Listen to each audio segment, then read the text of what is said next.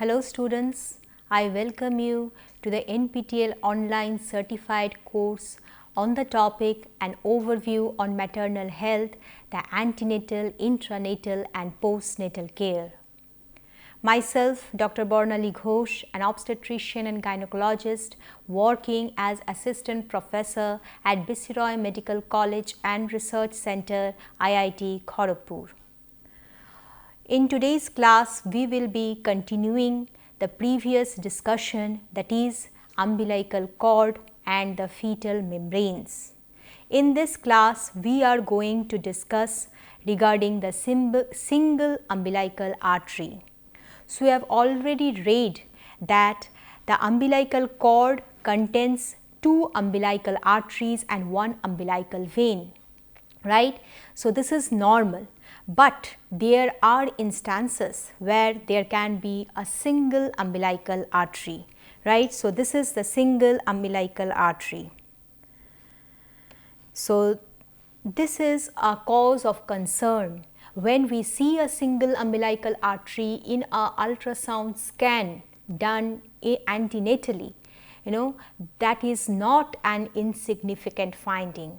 It is a cause of concern and the female or the mother needs to be evaluated very closely to exclude other complications associated with single umbilical artery.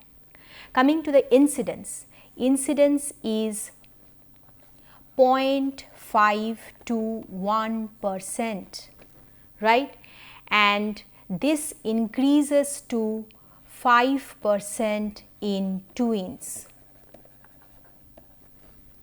So, incidence in singleton pregnancy is 0.5 to 1% and in twins it increases to 5%, right. So, single umbilical artery is more common. Yes, we have read just now, it is more common in twin pregnancy if the mother is a smoker, in case of increased maternal age, if mother is a patient of diabetes mellitus or is having hypertension or has a history of seizure disorder, and also it is common in European females. Now, coming to the USG scan of a normal umbilical artery, here you can see that this is the C is cord, this is the cord, and within the cord there is one umbilical vein and two umbilical arteries. These are the two umbilical arteries, right. So, this cross section when we see on the ultrasound, this is normal, and this picture reminds us of Mickey Mouse. So, this is also called as the Mickey Mouse sign, right. And another thing to note that this can be appreciated from 16 weeks of gestation. We have already read about it. The 4-vessel cord converts to the 3-vessel cord from 16 weeks of gestation. Now, the scan of a single umbilical artery, here you see this is a single umbilical artery and this is the umbilical vein, right, in the cross section of the umbilical cord, and this is known as soda can tab sign. That is, this is the opener of a soda can. So, this is the vein and this is the artery. So, this sign is called as soda can tab sign. Now, coming to the types of single umbilical artery, there are different types, type 1, type 2, type 3 and type 4, of which type 1 is the most important. It is the most common and present in 98% cases of single umbilical artery, where the single umbilical artery is of allantoic origin, right. And why it is not insignificant? I have been stressing, we need to evaluate the patient. Why? Because it is associated with 20 to 25% cases of congenital anomalies. So, 1/5 cases will be having or will be associated with congenital anomaly of the fetus, right. So, we need to look into the congenital anomalies. What are the most common anomalies? Number 1 is the genitourinary anomalies, that is the renal anomalies. And next common is the CVS anomaly, right? And it is also associated with increase in perinatal mortality. There is increase in intrauterine growth retardation and preterm labor. Why? Because single umbilical artery, there is more chance of compression, which will cause less blood supply to the fetus, and there will be fetal hypoxia. So growth retardation explained. Why preterm labor? Due to fetal hypoxia, the fetus is always in stress, and due to this fetal stress, there will be premature activation of the fetal hypothalamo-adrenal axis. What will happen for that? There will be release of fetal corticosteroids, which will cause premature activation of the labor process and will lead to preterm labor, right? So this is type 1. Type 2 is in less percentage of cases, only 1.5% cases, and here the single umbilical artery is vitelline in origin, and the anomalies associated with type 2 are caudal regression syndrome and syringomyelia, right? Now coming to the evaluation, when we see a single umbilical artery in an ultrasound scan of a patient, we need to be very cautious and we need to evaluate further. How? We will then go to level 2 scan or anomaly scan, right? Why? To rule out congenital anomalies, of which most common is the renal anomalies, right? So we need to look into the anomalies of the fetus. Say there are presence of anomalies, the anomalies are present. Now the risk of aneuploidy, fetal aneuploidy, it increases, and for that we need to go for karyotyping, right?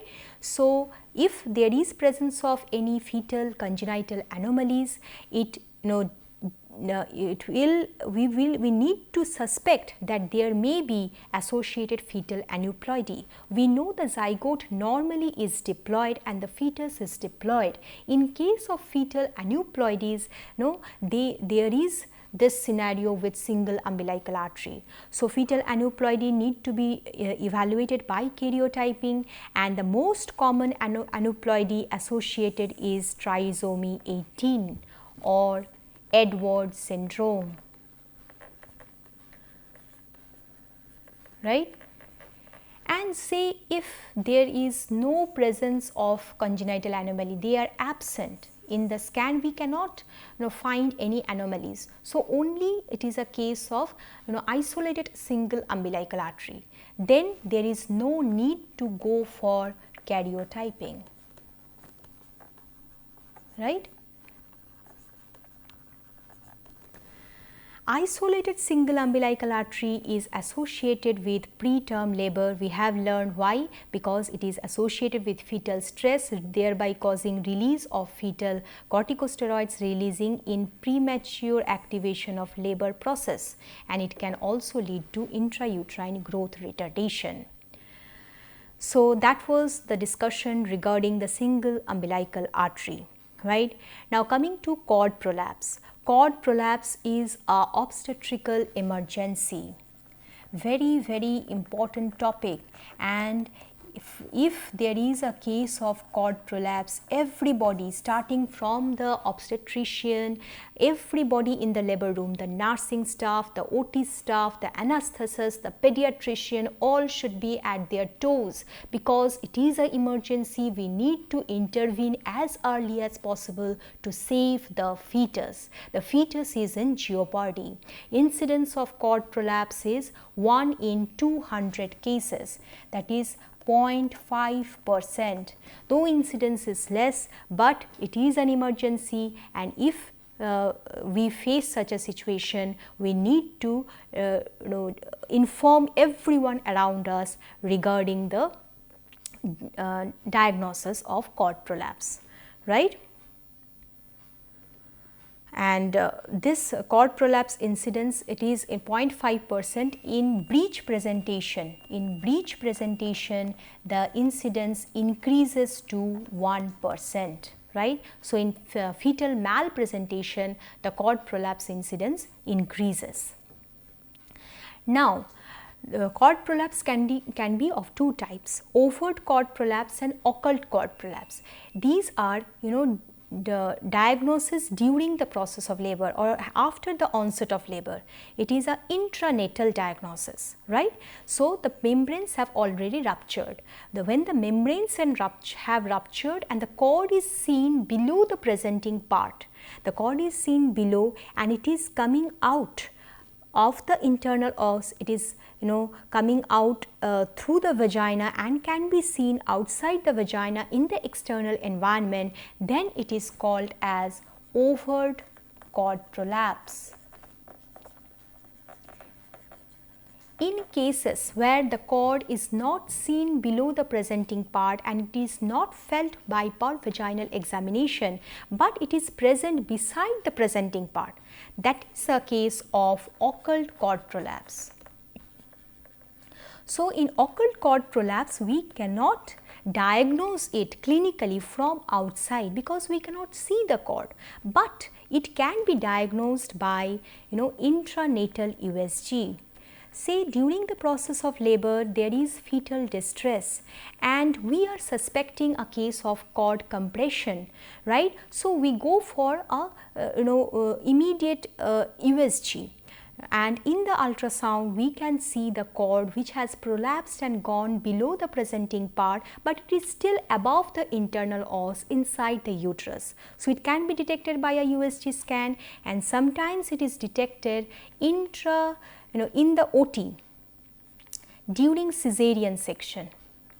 During cesarean section in the OT, the patient was having fetal distress and the mother has been taken to to the OT for cesarean section to deliver the baby, and after we enter into the uterus, we can look into the uterus and we see that the cord is below the presenting part. That is a case of occult cord prolapse, right? So, this is the picture. This is a case of occult cord prolapse where the cord is by the side of the presenting part, but it has not gone below the internal os, right? But the membranes have ruptured. Membranes have ruptured. There is rupture of membranes, but the cord is still above. This is a case of occult prolapse. And when the cord comes down through the internal os, it comes down into the vagina or outside the vagina in the external environment, it is a case of overt cord prolapse, right?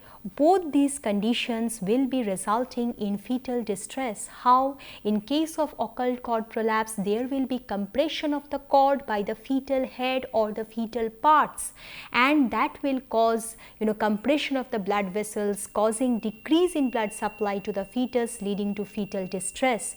In case of overt cord prolapse, where the cord is outside the vagina in the external environment which is colder, where temperature is less, and there the fetal blood vessels inside the cord will undergo vasospasm, thereby also decreasing the fetal circulation and resulting in fetal distress, right? Now, another thing is cord presentation. So, what is cord presentation? I will tell it here only. This is a antenatal diagnosis, right? The membranes have still not ruptured. Membranes are intact, right? So, the cord has come down the fetal presenting part. The cord is below the fetal parts and it is overlying the internal os. This is the internal os, this is the cord, and it is overlying the internal os, but it is present above the membranes, right? So, during the parvaginal examination, when we go for parvaginal examination, we will feel the cord above the membranes, and sometimes we can also feel the cord pulsation. So, this is a case of cord presentation, and if diagnosed if diagnosed to be a case of cord presentation, we should go for cesarean section, because during the process of labor there will be cord compression and there will be more chances of fetal distress and fetal death during the process of labor. So, better to go for cesarean section. Now, coming to the cause of cord prolapse. So, why cord prolapse occurs? Because there may be sometimes before engagement of the fetal head or before engagement of the presenting part, there can be rupture of membranes known as high rupture of membranes, and in that case, the lower uterine segment is still empty. It does not have the presenting part. The presenting part is high above, and the cord by the side of the fetus will come down and may come in the lower pole of the uterus, and it may sometimes so happen that it will come out of the internal os and into the vagina. So, ultimately leading to cord prolapse, right? Acha. Sometimes what happens, these are the pictures where these are the pictures of cord prolapse. See, here the fetus is in transverse lie. What is transverse lie? When the fetal spine is at right angles to the uterus. The longitudinal axis of the uterus, when it is in alignment with the fetal spine, this is called as the longitudinal lie, and when the fetus is in this position at right angles to the uterine axis, then it is called as transverse lie. And in this case you can also see that the lower uterine segment, this is empty, there is no fetal parts, and the cord may come down into the lower uterine segment, and following rupture of membranes, it can come out through the internal os along with the amniotic fluid and will result in cord prolapse. Cord prolapse here, yes, it can occur in breech presentation. So, this is a irregular part, this is the lower uterine segment with the irregular part, that means the whole of the lower uterine segment is not covered. Breech is a irregular part, there are some spaces empty, and through those empty spaces the cord can come down and there will be a case of cord prolapse. So, these cases we need to be very vigilant. If there is a case of transverse lie, we should not allow the mother to go into labor. We will tell her that yes, after 37 weeks we need to deliver you by cesarean section, because there is no process of labor in case of transverse lie, and you also have a very high chance of cord prolapse. So, we will do it by 37 weeks, and in case if there is any you are having labor pain, you immediately come to the hospital. If there is any rupture of membranes in the preterm labor, and the patient knows that the fetus is in breech presentation, there is malpresentation of the fetus, and we again need to educate that woman that if there is any rupture of membrane in the very preterm stage, say after 8 months, 32 weeks, there can be sometimes preterm premature rupture of membrane, and the patient needs to come immediately to the hospital because there is increased risk of cord prolapse, right. So, these are the cases where we need to be very vigilant. Another thing is iatrogenic cause, where it is cord prolapse is due to some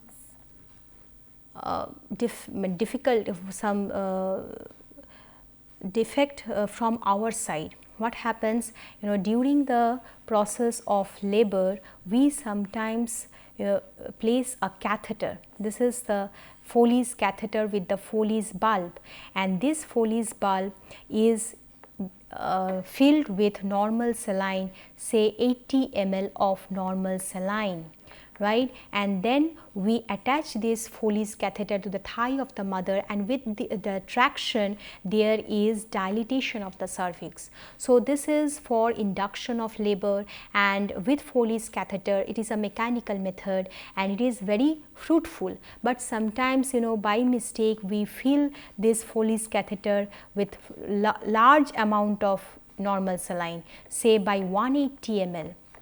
more than 180 ml. So what happens, there is large amount of the Foley's bulb has swollen up, and this will lead to this will cause the presenting part to dislodge and be pushed up.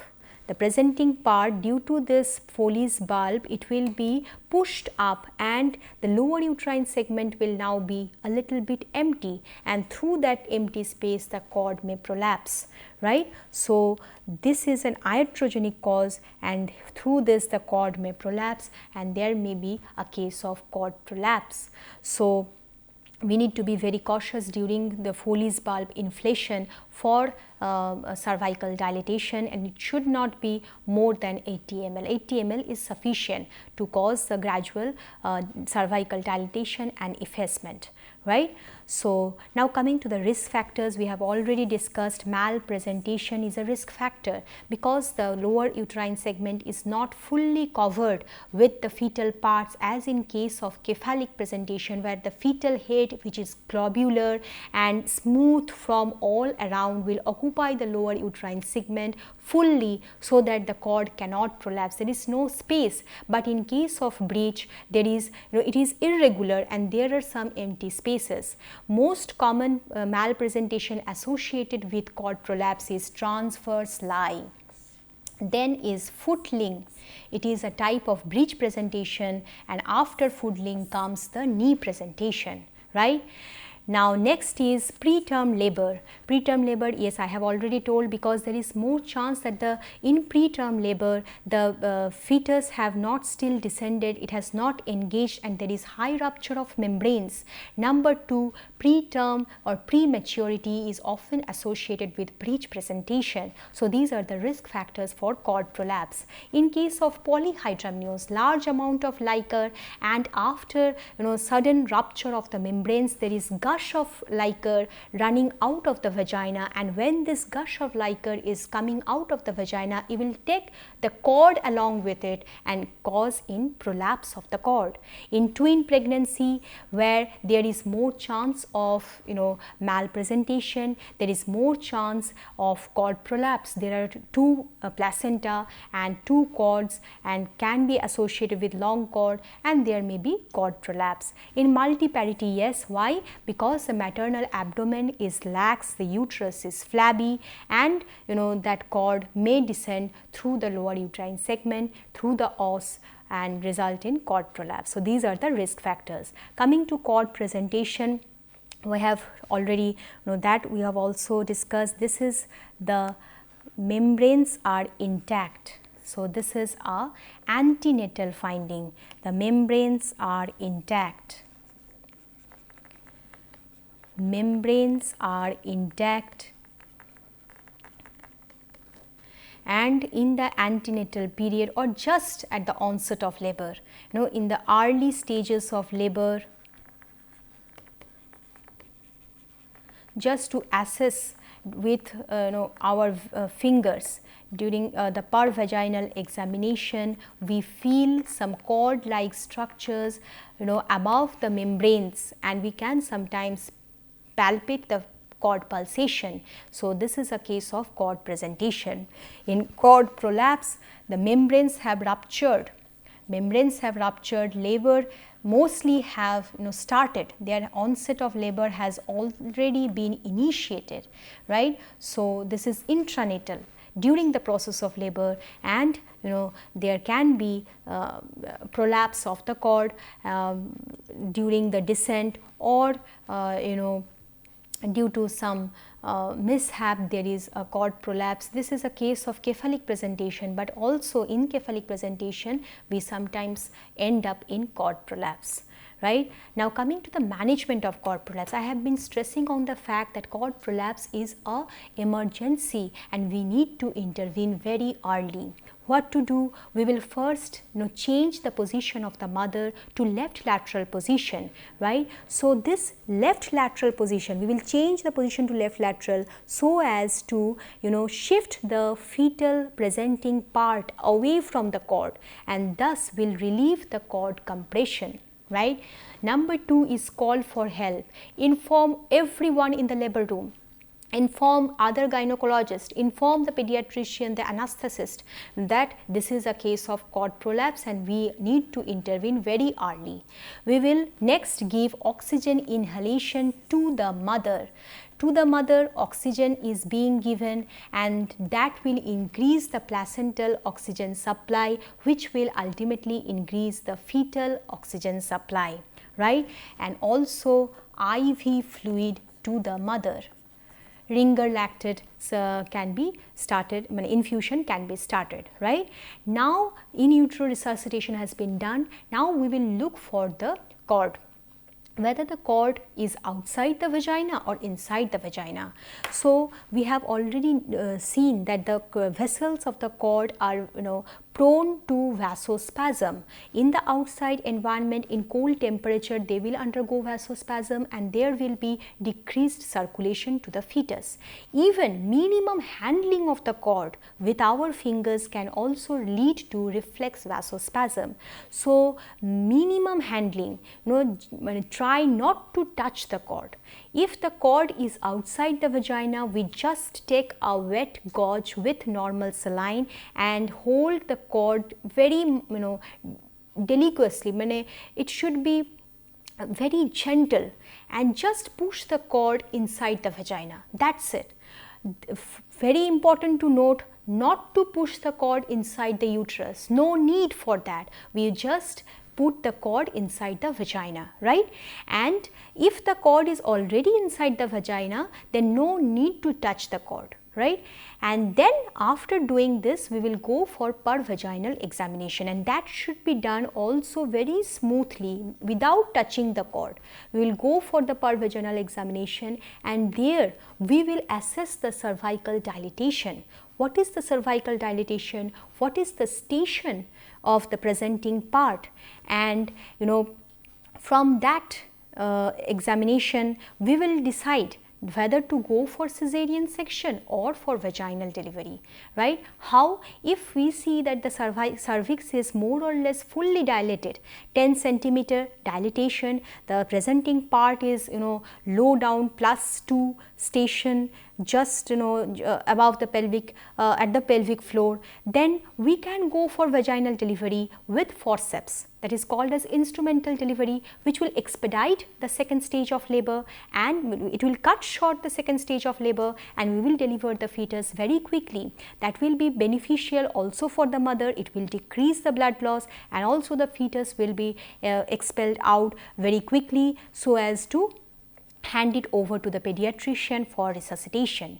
In case the cervical os is very not fully dilated, say 4-5 centimeters, and the presenting part is high up and there is a very long time before the process of vaginal delivery can commence, then we should not wait and we will go for cesarean section, right. So, in cord prolapse, the mortality rate is as high as 15 to 50%. So, 50%, half of the cases, in half of the cases we will be losing the baby. So, it is very important to deliver the baby as fast as possible. If it is seen that if it is delivered within 10 to 30 minutes of diagnosis, then fetal survival rate is better, right. And after this is the assessment of cervical dilatation. Number 2 is pushing the presenting part above. During the pervaginal examination itself, we try to push the presenting part a little above, and here also the the cause is to relieve the compression over the cord, right. And sometimes we keep the fingers in that position only, keeping the presenting part above. So, but this is not very good for the doctor as well as the patient. Both are not comfortable in that position. So, sometimes we push the fetal presenting part with the pervaginal examination, and then certain maneuvers are done to keep the presenting part above. Number 1, by filling the bladder. We fill the bladder by retrograde fashion. We put the Foley's catheter inside the bladder and then we fill the bladder with say 500 ml of normal saline, and then we fill, we inflate the balloon and then clamp the bladder. So, clamp the catheter. So, the bladder is full, and this full bladder will help to keep the presenting part above, thereby relieving the cord compression. Sometimes we tell, although it is not feasible most of the times, we tell the mother to go for knee chest position, which will also relieve the cord compression. Next, we can go for Trendelenburg position, which is the lower limb end elevation. So, the lower limb is elevated, and this will help in the fetus to go towards the head end and relieve the cord compression.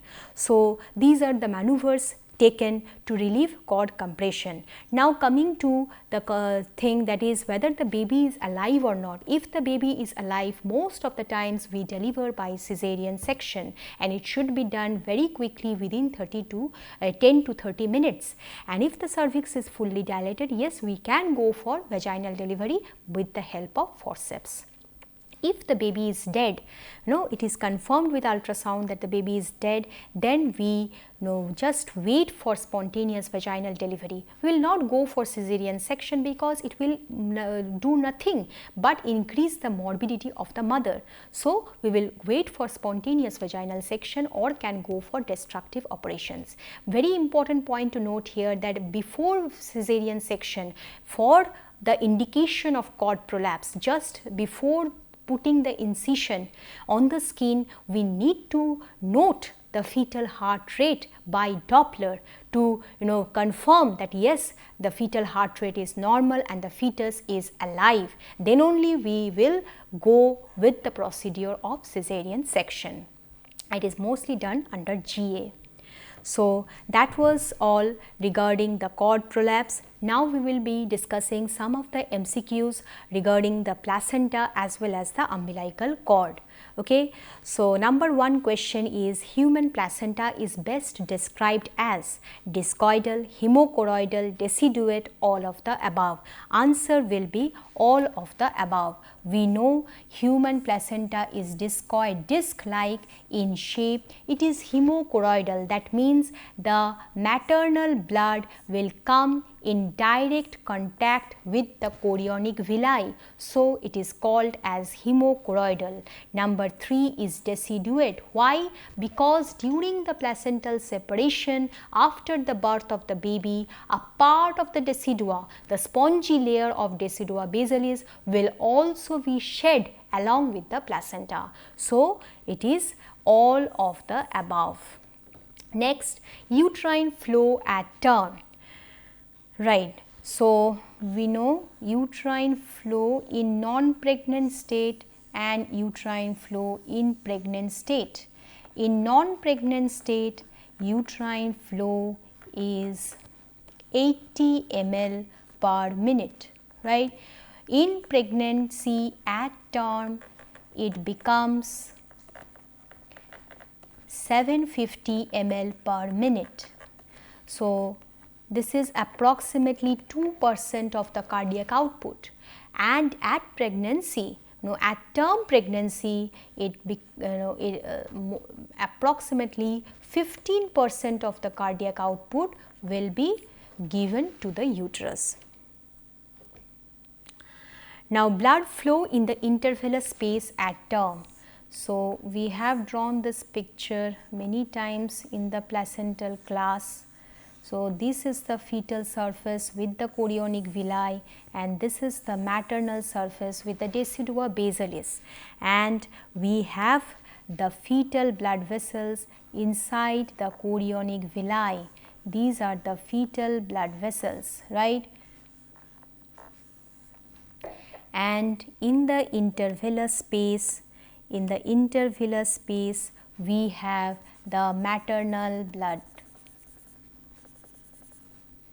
right.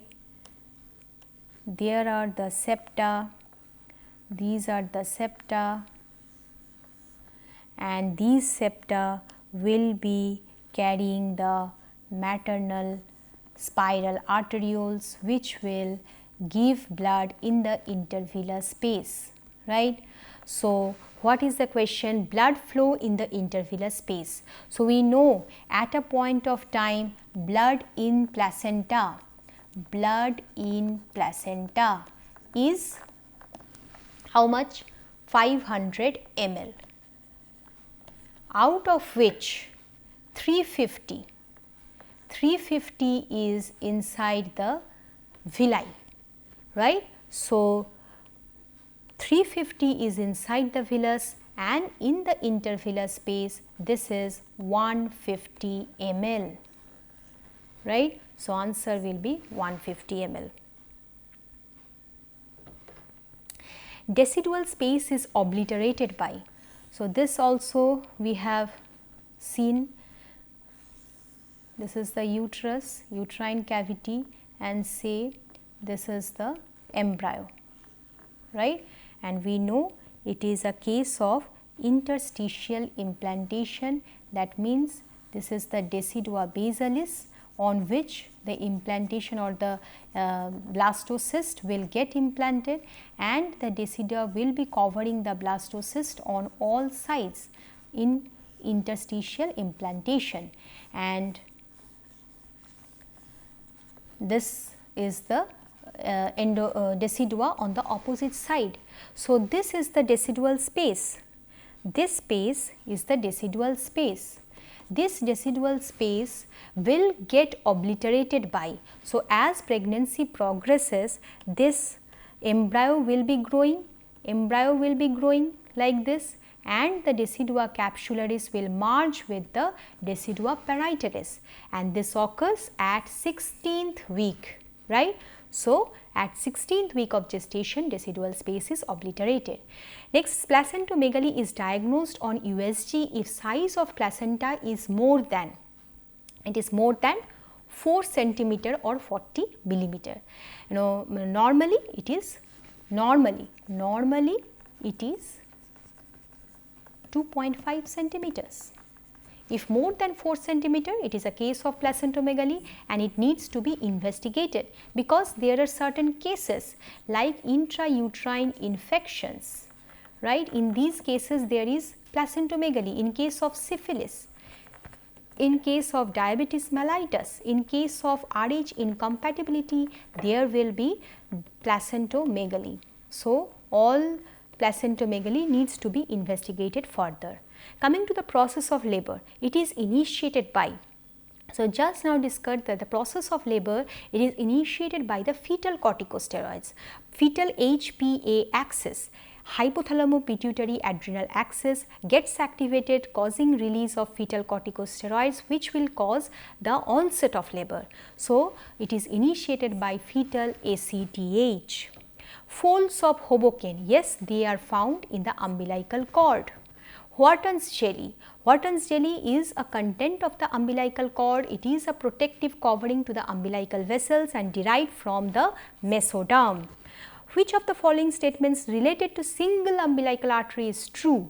It is more common in singleton gestation. No, it is more common in twins. Singleton gestation, the incidence is approximately 0.5%, and in twins it is 1%. So, more in twins. Always associated with congenital anomalies? No, only 1/5 cases are associated with congenital anomalies of the fetus. Most common trisomy associated is trisomy 18. Yes, this is correct, or Edwards syndrome, right. And last option is presence of SUA is insignificant. No, it is not insignificant. It is a significant finding and we need to evaluate it further.